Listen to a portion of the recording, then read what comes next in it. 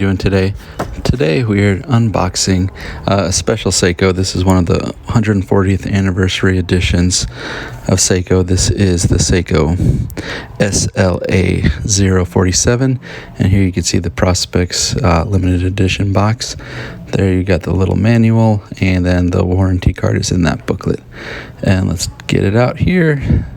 Looks like it came in upside down. Flip that guy around there. Comes with the extra green strap.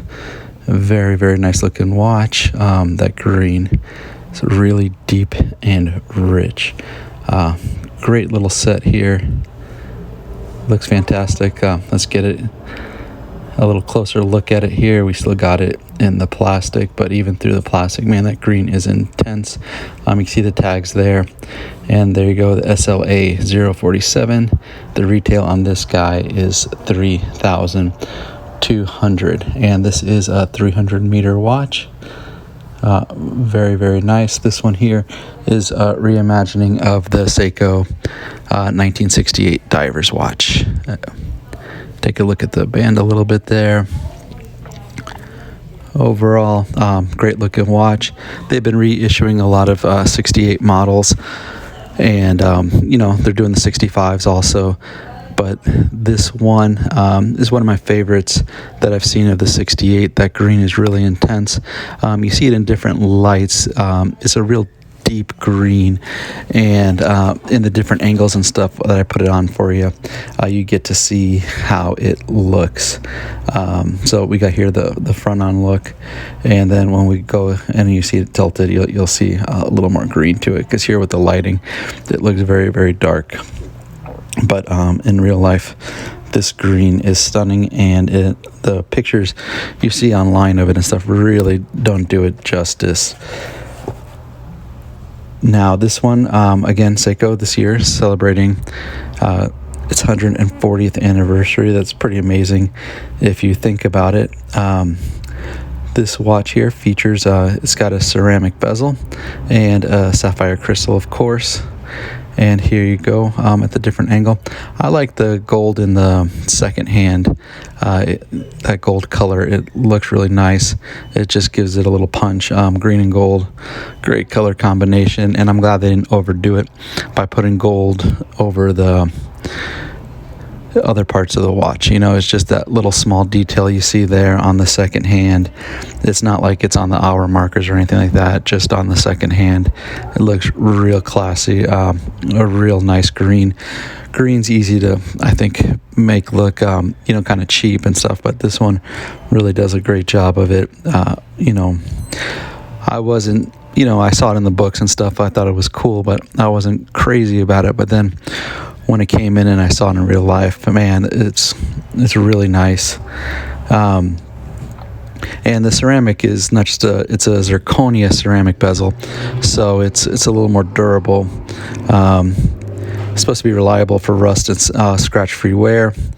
This is, of course, an automatic movement. This is an 8L movement, and the 8L movement, it is a 26 jewel automatic. Here you can see it at the other angle. You're not really seeing the green that well, but when I put it on my wrist, you can really see it. Seiko calls this island green. It's inspired by some of the forests and islands off of Japan. And it's just really nice. The strap, as you saw before, it's got that green to match the green face. It's the forests of Japan's Irimote. It's also considered one of the world's finest diving destinations. I was not aware of that, but I found out more about it when I got the watch, and just very cool overall. There's been a couple of the 68 divers watches that came out, and this one is one of my favorites, definitely. And there you can see that second hand going around. And this is a one-piece case design. This is a monoblock case, so everything in the watch was put in through the front, through the dial, through the face there. So it's pretty neat. Here you can see the back of the strap. This is a trifold clasp with a push button release, secure lock, and I like the slide adjuster. It makes it easy with the wetsuit. There you can see the back of the case. You see there's no opening. It looks kind of like there's one, but there isn't. It's all one piece. And here you can see it on my wrist. You can see the green a little better. It sits a little high, but overall I think it's a great size. It looks really good, and you can see a little more of that green. Man, it looks good. And then the band that it comes with, it's a green silicone band.